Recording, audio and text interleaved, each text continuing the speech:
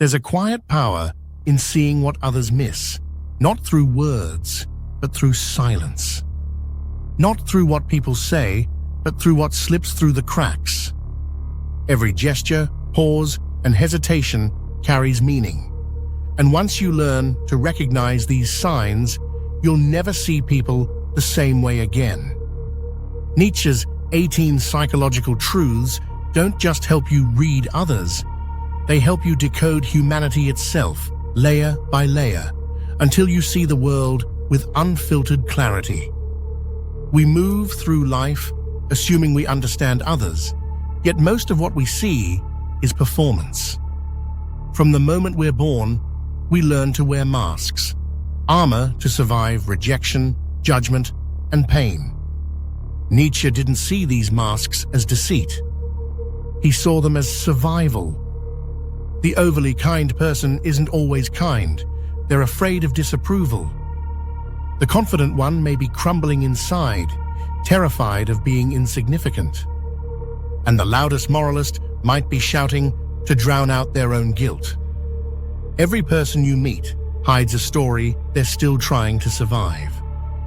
What Nietzsche uncovered was uncomfortable, but liberating. He taught that to truly understand others, you must stop listening to their words and start noticing their contradictions. The moments they pause mid-sentence, the way they change the subject when emotions get too close, the small laugh that doesn't match their eyes. These aren't random moments, they're flashes of truth. Because no one can act perfectly all the time. The first truth is simple but shattering. Everyone wears a mask to survive. We don't wear it because we're fake, we wear it because we're afraid. Society rewards conformity, not authenticity. And yet, masks always slip. The tension you sense when a person grows uncomfortable, that's the moment their real self is fighting to surface. That's where truth begins. Nietzsche's second insight cuts even deeper. What we hate in others reveals what we fear in ourselves. When someone mocks arrogance, it often hides their own insecurity. When someone obsesses over honesty, it may be because they're lying to themselves. Projection isn't just psychology, it's confession. Every judgment is a mirror reflecting the part of us we refuse to face. Then comes the third truth. Silence exposes more than speech. People think talking reveals truth, but Nietzsche saw language as camouflage. It's not what someone says, it's what they avoid. When a person pauses too long before answering, when their tone shifts under pressure, or when they hide behind rehearsed replies, that silence is their soul whispering. Next, Nietzsche warned about virtue turned into vanity. The louder someone preaches their goodness, the more likely it hides pride or shame. True goodness never needs an audience. The fifth truth follows closely. People lie to themselves before they ever lie to you. I'm fine. I've moved on. It doesn't matter. These phrases aren't meant to deceive you. They're protective shields rehearsed over years of pain. Nietzsche saw self-deception as a coping mechanism, not evil, but necessary. Yet every lie leaves a crack, and that's where truth leaks out. By the sixth truth, Nietzsche had dismantled the illusion of superiority. Where someone feels superior, they're usually hiding inferiority. Arrogance is rarely power, it's panic. The louder someone brags, the deeper their insecurity. True strength doesn't announce itself, it simply exists. The boastful are not confident, they are afraid of being unseen. Once you start noticing these patterns, something changes inside you. You stop taking behavior personally. You realize people aren't acting against you, they're acting out their pain. The constant interrupter isn't rude, they're terrified of being forgotten. The person who overshares happiness might be begging for peace. Nietzsche wanted us to see people not to control them, but to forgive them, to recognize the suffering behind the mask. The seventh truth reveals why we do what we do. Most human behavior is driven by fear, not desire.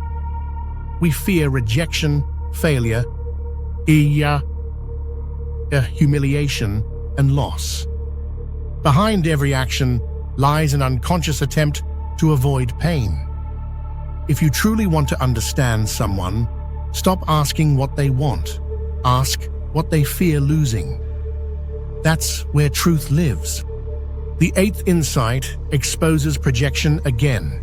Those who constantly criticize are revealing their own wounds. The man mocking emotion fears his own vulnerability. The woman who ridicules beauty struggles with her reflection. Judgment is the language of unhealed pain. Then Nietzsche turned his gaze toward power. Confidence often hides guilt.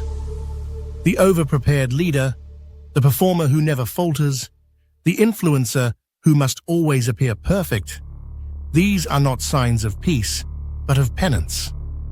People project certainty to escape their own self-doubt. True confidence doesn't need to prove anything. By the 10th truth, Nietzsche had pierced the illusion of certainty. Exaggeration is confession. When someone insists they're always happy, it's because they're afraid to admit sadness. The louder the claim, the weaker the conviction. Exaggeration is the ego's way of silencing its fear. The 11th truth uncovers control. Those who seek to dominate are often drowning in inner chaos. When someone must control every situation, every person, every outcome, it's not power, it's panic. Control is the outer symptom of inner disorder. The more rigid a person becomes, the more fragile they are inside. Then came one of Nietzsche's most haunting truths. The louder the performance, the emptier the soul. Today, it's everywhere. The endless pursuit of attention, the desperate need to be seen, the obsession with validation. People perform not because they're confident, but because they're afraid they'll disappear if they stop. The person constantly showing off is not proud, they're lonely. When you begin to see these truths play out, the world changes. You notice the cracks in every smile, the stories hidden in every silence. And you start to realize reading people isn't about intelligence, it's about empathy. It's the courage to see someone's pain and not turn away. The 13th truth might be Nietzsche's most revolutionary. No one speaks from logic, they speak from pain. Every rational argument, every belief system, every strong opinion is a shield forged by emotion. When someone says they don't believe in love, it's not logic, it's heartbreak disguised as philosophy. When someone insists life is meaningless, it's not wisdom, it's despair. Behind every belief lies a scar. The 14th truth reveals character. How someone treats the weak reveals their true strength. Watch how people act when they hold the power to harm, but choose not to. True strength is gentle. The person who mocks vulnerability is terrified of their own. The one who forgives when they could destroy has already conquered their inner war. The 15th truth is painfully human. Those who crave attention fear being forgotten. The person who always needs the spotlight, who tells endless stories, who thrives on chaos, they aren't selfish. They're scared of silence. Somewhere deep inside, they learned that invisibility equals pain. The child who was ignored becomes the adult who performs. The 16th truth reveals envy's disguise. We attack what we secretly admire. When people gossip about success or ridicule confidence, it's not hatred, it's longing. Envy is unspoken desire. We destroy in others what we've been taught we can never have. Once you see that, You stop reacting to hate because you see it for what it really is, pain wearing armor. The 17th truth might be the hardest to face. People don't act from beliefs, they act from childhood wounds. Every adult carries a child inside, still trying to feel safe. The one who never listens was once never heard. The perfectionist was punished for mistakes. The people pleaser had to earn love. Most behavior is biography, replayed endlessly until someone chooses awareness over repetition. And then the final truth: patterns are confessions. People might never say what's wrong, but they'll show you again and again. The person who disappears when things get serious, the one who overworks, the one who flirts with everyone but connects with no one, these are not habits, they're cries for safety. If you listen deeply, you'll hear the truth before it's spoken. Nietzsche's message was never about judgment, it was about awakening. To see the hidden world beneath words.